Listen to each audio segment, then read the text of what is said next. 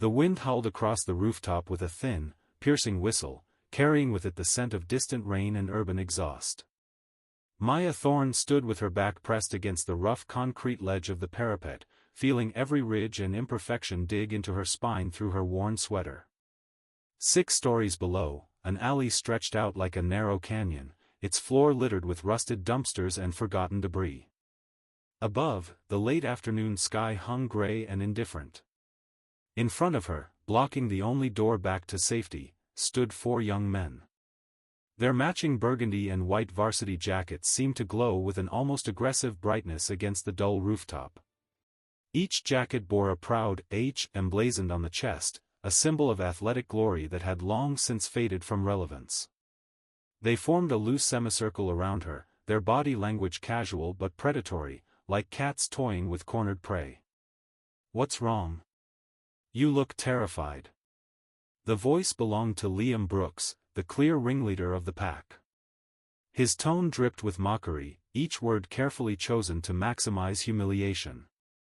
He was tall, with the kind of carefully styled hair that spoke of too much time in front of mirrors, and a smile that never quite reached his eyes. "It's just a little fresh air up here. Nothing to be afraid of." Liam's finger pointed at Maya like she was an exhibit in a museum, a curiosity to be examined and dismissed. Behind him, his companions shuffled and grinned, feeding off each other's energy, each trying to prove their loyalty to the pack. "We heard you thought you were tough," Liam continued, taking a slow, deliberate step forward.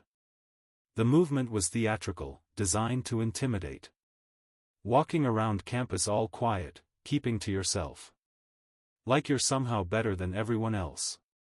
Like you don't need friends or don't want them." Maya didn't respond. Her eyes, a color somewhere between slate and storm clouds, remained fixed on the group before her. Here was no panic in those eyes, no pleading. Instead, there was something else, something that seemed to unsettle them more than screaming would have. It was a calculating stillness, the kind that comes from having faced far worse than 4 college boys playing at dominance. Her hands hung loosely at her sides, fingers curled into relaxed fists. A fresh purple bruise bloomed high on her left cheekbone, a souvenir from the hallway confrontation 20 minutes earlier that had led to this rooftop encounter.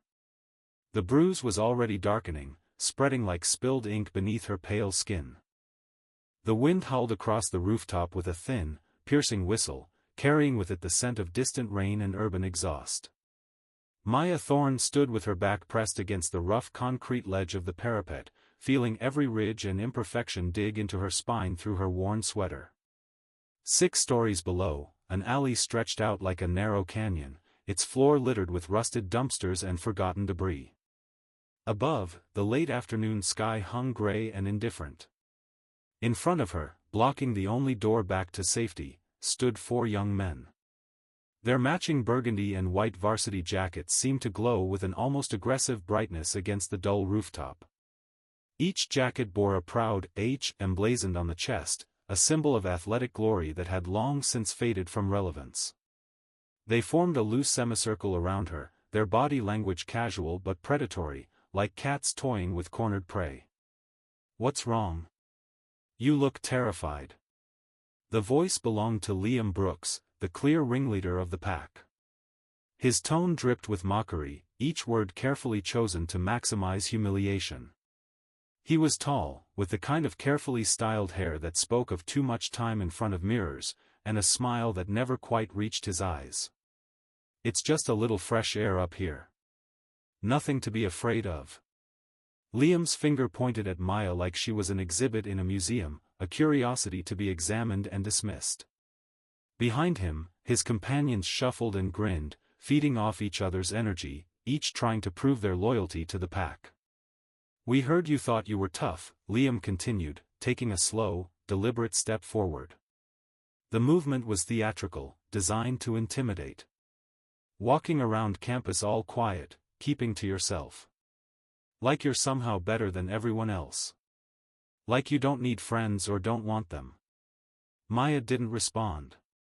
Her eyes, a color somewhere between slate and storm clouds, remained fixed on the group before her.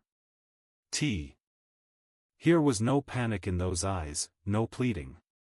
Instead, there was something else, something that seemed to unsettle them more than screaming would have. It was a calculating stillness, the kind that comes from having faced far worse than 4 college boys playing at dominance. Her hands hung loosely at her sides, fingers curled into relaxed fists. A fresh purple bruise bloomed high on her left cheekbone, a souvenir from the hallway confrontation 20 minutes earlier that had led to this rooftop encounter. The bruise was already darkening, spreading like spilled ink beneath her pale skin. The shove, when it came, wasn't dramatic. There was no grand wind-up, no theatrical announcement. It was simply a quick, two-handed thrust from Liam, fueled by peer pressure and a desperate need to reassert control over the situation. His palms connected solidly with Maya's shoulders, transferring his momentum into her smaller frame. The push was meant to send her stumbling backward, to make her shriek and clutch desperately at the edge. It was supposed to be the moment of their victory, the instant when the quiet girl finally showed them the fear they needed to feel powerful. Maya didn't stumble. Instead of fighting the force with resistance, she did something that defied their expectations entirely. She used it. As Liam's hands made contact, her left foot pushed off from the parapet wall, turning the shove into a controlled pivot. For a fraction of a second, she was sideways in the air, the empty void yawning beside her like an open mouth. The expressions on the boys' faces transformed instantaneously from triumph to shock. This was wrong. Completely wrong. She was supposed to fall backward, not. Maya's right hand shot out with practiced precision, not toward the empty air but toward the rusted iron rung of an old utility ladder bolted to the side of the building. It was a feature she had catalogued the moment they'd forced her onto the roof, filed away in the part of her brain that never stopped conducting tactical assessments. Her fingers, strong and certain, wrapped around the cold metal. The momentum of Liam's push swung her body out into the open air like a pendulum, a movement of terrifying grace. Her other hand snapped up immediately, finding the next rung. Her body slammed into the brick wall with a thud that was immediately swallowed by the wind, but her grip held firm. She was now clinging to the side of the building, 6 stories above the ground, hidden from the view of the boys on the rooftop above her position. Above her head, there was a moment of profound silence. Then a choked, disbelieving whisper broke it. Did she just? Where'd she go? Panic, raw and immediate, flooded their voices. They rushed to the edge as one mass, peering over the parapet, fully expecting to see a broken figure sprawled on the alley floor below. Their minds were already racing ahead to consequences, to police statements, to the irrevocable crossing of a line. They saw nothing. Just empty alley, dumpsters, scattered trash. No body. She's not down there, one of them gasped. She couldn't have, there's no way. Did she jump across to the other building? Their confusion was palpable, a thick cloud of incomprehension. The game had vanished. In its place was a terrifying real-world equation: they had just publicly, deliberately pushed a student off a rooftop. And there was no body, no evidence of impact, just impossible disappearance. The consequences, previously abstract and distant, suddenly came into sharp, prosecutorial focus. Beneath the lip of the roof, Maya hung suspended. Her breathing remained steady, controlled. The ache in her shoulder was familiar, an old companion from a different life. Her mind was clear, operational. Assess the situation. Execute the plan. The voices from above were already receding, feet scuffling back from the edge. She could hear them arguing in hushed, frantic tones, already trying to construct an alibi, hoping desperately that she had somehow survived and would be too terrified to speak. They had no idea who they were dealing with. Maya began to move, not upward but down, with controlled, rhythmic efficiency. Her civilian clothes, the oversized beige sweater, the faded jeans, concealed a body wired with lean muscle and marked with scars they would never see. Each movement down the ladder was precise, her feet finding tiny ledges, her hands bearing her full weight without tremor. This wasn't a climb born of desperation. It was a tactical retreat, executed with the same calm precision as 100 training exercises. As she descended, the world didn't narrow to panic. Instead, it expanded to memory. The wind on this urban rooftop wasn't so different from the wind that had blown across Helmand province, carrying dust and the scent of distant fires instead of city smog. The adrenaline flooding her system was the same chemical messenger, but her response to it was a well-practiced drill. She had felt this exact sensation 100 times before. The IED blast one split second away. The crack of a sniper's round passing too close. The tense, hyper-aware silence of a night patrol through hostile territory. What these boys had done was an act of brutality, certainly, but it was also, in her mind, amateur hour. It lacked the profound existential dread of real combat. It was just stupid, dangerous cruelty perpetrated by people who had never faced genuine consequences. Her boots, plain brown civilian shoes, worn but serviceable, touched the cracked asphalt of the alley. She landed in a slight crouch, absorbing the impact through her legs, and immediately melted into the shadows cast by a large dumpster. She listened intently. No sirens, no shouting from above, just the distant hum of traffic from the main street and the rapid beating of her own heart. She acknowledged the elevated heart rate, noted it, and then consciously set it aside. She had work to do. Standing slowly, she brushed accumulated dirt from her jeans and looked up at the rooftop edge, now just a stark geometric line against the gray sky. A cold, hard resolve settled in her gut like a stone. It was a feeling she knew intimately. The mission parameters had just changed. Maya had arrived in the small college town of Cedar Ridge on a humid afternoon in late August. She was a ghost attempting to learn how to be a person again, to inhabit a civilian identity that felt as foreign as a badly fitting coat. Her apartment was a sparse one-bedroom unit in a converted house on the edge of campus.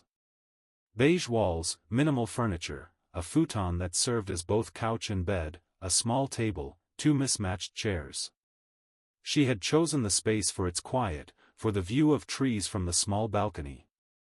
Not mountains. Mountains had too many sightlines, too many places for threats to hide. Her enrollment at Cedar Ridge Community College was part of a VA reintegration program, a structured pathway designed to help veterans transition back into civilian life. She had chosen 2 classes with deliberate care, Introduction to Horticulture and Early American History. She selected them because they were about growth and past tenses, about things that had already happened and things that could be nurtured slowly. Both felt manageable in a way that the present often didn't. She kept to herself religiously, speaking only when directly called upon. Her answers in class were always concise, soft-spoken, carefully measured. To her classmates, she was simply the quiet, somewhat odd older student. At 24, she felt decades older, who wore faded sweaters and always chose seats in the back row. The Bullies, Liam Brooks, Jason Miller, Mark Chen, and Ben Shaw, were campus royalty of a very small, very shallow kingdom. Former stars of the now-defunct football team, they moved through the world encased in a bubble of entitled nostalgia. Their burgundy and white varsity jackets were uniforms of a fading reign, symbols of glory days that were rapidly receding into the past. With graduation looming on the horizon and their moment of prominence ending, their collective insecurity had fermented into aggression. They needed targets to feel significant, victims to remind themselves they still mattered. Maya was perfect. She was new, isolated, unconnected to any social group. She didn't react to their posturing with either fear or admiration. Her silence, which was actually a shield against memories too low, and intrusive, was interpreted as weakness. Her calm, which was hard-won through months of therapy for combat-related hypervigilance, was seen as submission. It started small, almost playfully. A football accidentally knocking her books from her hands in the hallway. A mocking "ma'am" when she passed their usual hangout spot.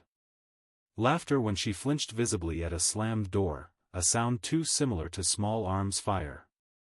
They saw the flinch, registered the vulnerability, but they didn't see the war behind it. They only saw an opening to exploit. Maya's response was always identical. She would pick up her books without hurry, meet their eyes for a brief, unreadable moment, and walk away. She was following the rules of her new world: avoid conflict, de-escalate, blend in.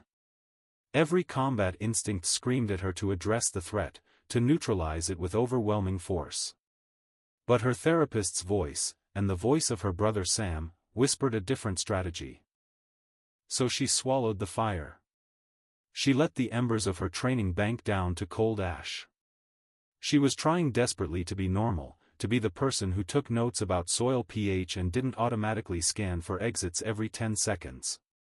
The day of the rooftop began with a spilled latte in the crowded hallway between morning classes.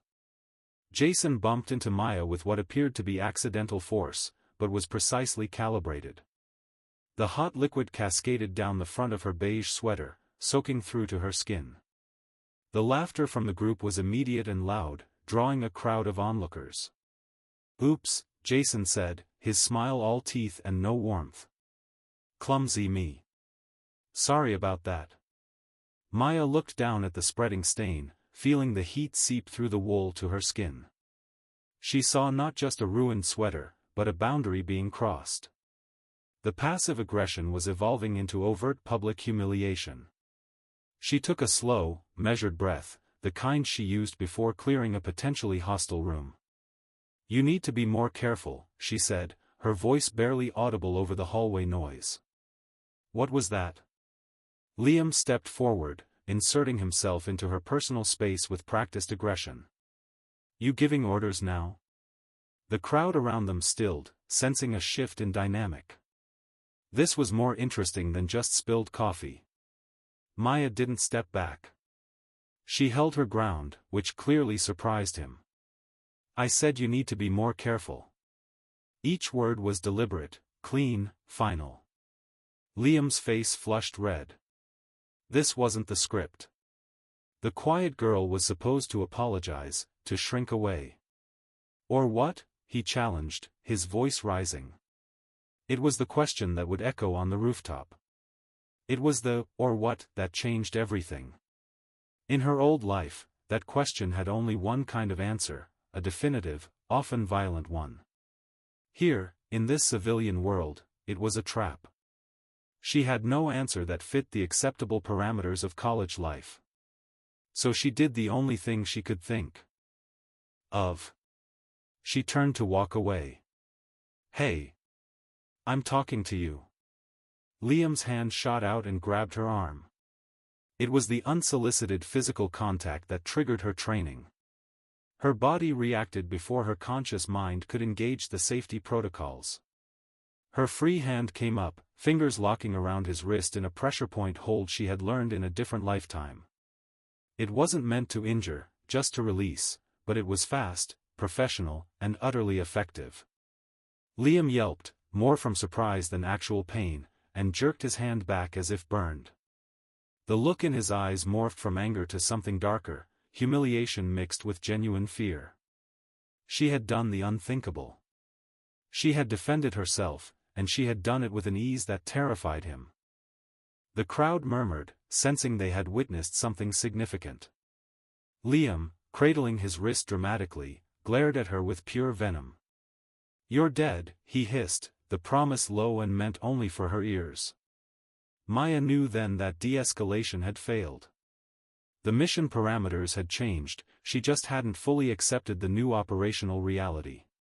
She walked away, feeling their stares like laser sights on her back, knowing the next confrontation wouldn't be in a crowded hallway. It would be somewhere quiet.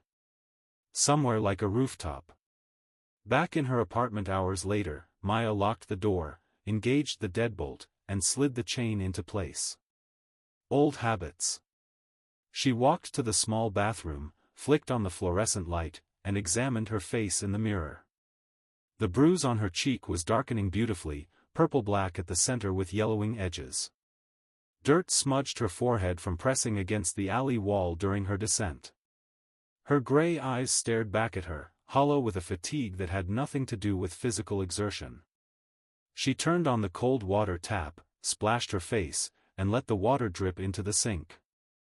The trembling started then, a fine vibration in her hands that had nothing to do with the climb or the fall that almost was. It was from the rage she had suppressed, the volcanic anger at being forced back into that operational mindset, the calculations, the survival arithmetic, the cold detachment she had worked so hard to leave behind. She had fought desperately to box that part of herself away, to bury the soldier under textbooks and potting soil and therapy sessions. She leaned on the sink, head bowed, and forced herself through the breathing exercise. In for 4 counts, hold for 4, out for 4. The therapist's mantra. It worked, mostly. The trembling subsided to occasional twitches. Now what? The civilian answer was clear and straightforward. Call the police. File a report. Let the system handle it. She pictured it, sitting in a fluorescent-lit room at the police station, explaining to an overworked officer that 4 college boys in varsity jackets had lured her to a roof and deliberately pushed her over the edge. They would ask why. They would ask about the bruise, about her history with them, about whether she had any proof. It would be her word against theirs. They were local golden boys, sons of prominent families. She was the quiet, strange transfer student with a military background that made people uncomfortable. The case would be a headache for the department, likely downgraded to a student dispute, maybe resulting in a warning at best. And then the boys would be angrier, more careful. The war would go underground, become more insidious. The other answer, the one her training understood, was different. It was about operational security and decisive response. It whispered of a different kind of justice, one that existed outside official channels. She walked into her bare living room and knelt beside a small locked footlocker tucked behind the futon. She keyed in the combination, the date of her brother Sam's birthday, and opened it. Inside, no weapons, no medals. Just a few folded letters, a photograph of her and Sam in uniform grinning under a relentless Afghan sun, and a single well-worn notebook, her journal from deployment. She didn't touch the journal. She reached for the photograph. Sam's face, forever frozen at 22, looked back at her with that trademark crooked smile. "What do I do, Sammy?" she whispered to the empty room. "Do I let it go? Do I fight?" Sam would have wanted her to be safe. He also would have wanted her to stand up for herself, to do the right thing even when it was hard. He had always been the one talking about protecting those who couldn't protect themselves. A new thought occurred to her, cold and clear as spring water. It wasn't just about her anymore. If they did this to her, a trained veteran, who else had they tormented? Who else would they target when she eventually left or gave up? The weak. The quiet. The different. Her walking away wouldn't stop them. It would empower them, confirm their worldview that actions had no real consequences. She placed the photo back carefully, closed the footlocker, and stood with new resolve. She would not run. She would not simply report it and hope for the best. She would handle it, but she would handle it within the bounds of this new civilian world she was trying to inhabit.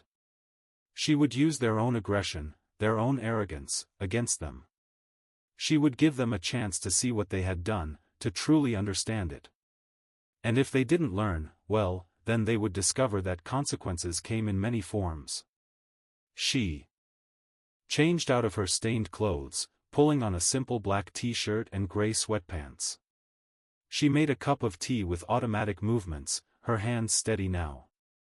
The plan was already forming, not with the tactical clarity of a military operation, but with the grim determination of someone defending hard-won peace. They wanted to see a victim. They would see something else entirely. They had quite literally pushed her to the edge. And from edges, Maya knew, you either fall or you find an entirely new perspective. Forged her anew for this civilian life. She hiked down as light faded, her headlamp cutting a steady beam through gathering dark. She was not afraid of the dark. She knew the way home. Spring brought renewal, literally in her psychology projects and figuratively in her life. Riley was accepted to a state university's renowned psychology program with a transfer scholarship, the quietly named Riverside Resilience Scholarship, established at the community college. She would start in the fall. As her time at Riverside wound down, she was asked to speak once more, not at a forum, but as a guest in a freshman seminar called Ethics in Modern Life. The professor wanted her to talk about moral courage. This time she agreed. The setting was intimate, a circle of 20 wide-eyed 18-year-olds. She didn't stand at a podium. She sat with them. Moral courage, she began, isn't about being fearless. It's about being afraid and doing the right thing anyway. Sometimes the right thing is loud, like giving a speech. Sometimes it's quiet, like refusing to hate someone who hurt you. Sometimes it's just getting up every day and trying again when every part of you wants to hide. She told them about a young private on her first deployment, terrified, who dropped crucial equipment during a tense night patrol. It clattered loudly in the silence. She was sure she'd given away their position, endangered everyone. Her sergeant, a hardened man, didn't yell. He helped her find it in the dark, secured it, and whispered, "Mistakes are lessons if you survive them. Now move." That, she said, was moral courage. The courage to lead with grace under pressure, to protect your unit even when they falter.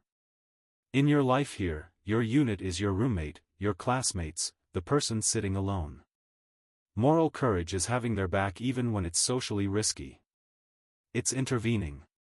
It's saying that's not okay. It's choosing kindness when cruelty is easier and gets more laughs. A stud. Ent raised a hand. But what if you're the one who messed up? Like, really messed up? Riley smiled softly. Then moral courage is facing it. Owning it. Making amends. It's harder because the person you have to be brave against is yourself. After class, several students stayed to thank her. One young man, voice trembling, said, "My brother's in the army. He's coming home next month. I never knew how to talk to him about it." "Just be there," Riley said gently. "Listen if he wants to talk. Sit with him if he doesn't. Don't treat him like a hero or a problem. Treat him like your brother who's been on a long, hard trip." She left the classroom feeling like she'd passed a torch. Her experiences, even the terrible ones, had value if they could light the way for others. On her last day at Riverside, she cleaned out her small locker at the Veterans Resource Center. Paul gave her a firm handshake that turned into a brief, awkward hug. "You'll do great out there," he said gruffly. "And if you ever need a reference or just want to complain about plant diseases, you call." "I will," she promised. She walked out for the last time as a student there. The sun was shining, the quad green and lively. She saw Tyler in the distance, leading a group of prospective students on a tour. He saw her, raised a hand in a wave. She waved back. There was no fanfare, no dramatic goodbye. It was just graduation in the truest sense. She had graduated from victim, from soldier in hiding, into a whole person. She got into her car, now with a university parking pass on the windshield, and drove away from Riverside Community College. She didn't look back in the rearview mirror. Her eyes were on the road ahead, winding toward the mountains, toward the next chapter, toward a future she had fought for and won, not with violence, but with an unbreakable will and a compassionate heart. Sometimes, in the deep quiet of night, Riley still dreams of falling. But in the dreams now, she always catches the ladder. And sometimes she doesn't even need to. Sometimes she simply turns in the air and lands on her feet, solid and sure, on stable ground. The story of the rooftop is not her defining story anymore. It is a crucible through which she passed, a test of the metal she already knew was within her. The bullies who shoved her learned a brutal lesson about the surface of things, about the danger of mistaking quiet for weakness. They were, in their own way, victims of a shallow culture that valued dominance over decency. Their journeys toward accountability, whether through therapy, service, or the hard lesson of a criminal record, are their stories now. Riley hopes they find peace too. For Riley, the meaning goes deeper. It's a story about the wars we fight after. The war. The battle to belong. The fight for a peaceful mind in a noisy world. It's about the resilience of the human spirit, not as a cliché, but as daily practice. Getting up. Tending your garden. Showing up for your people. Speaking your truth. She didn't just survive a fall.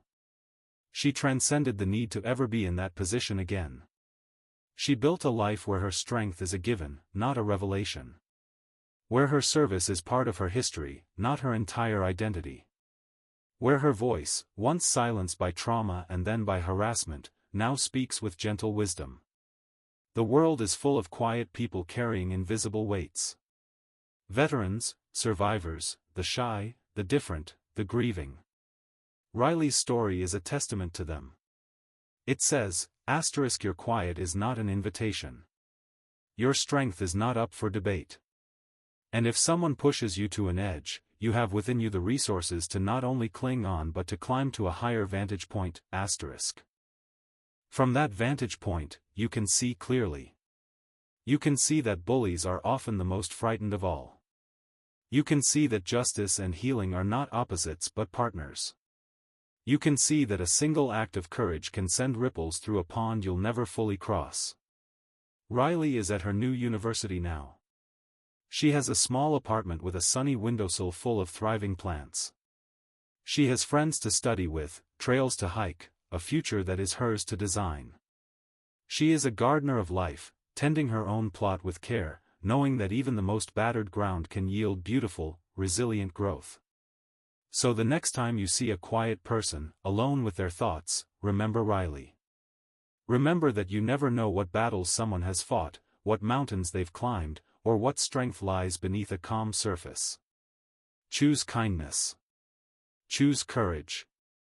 Be someone's safe landing, not the push that sends them over the edge. Because everyone is fighting a battle you know nothing about. And everyone deserves the chance to grow in peace.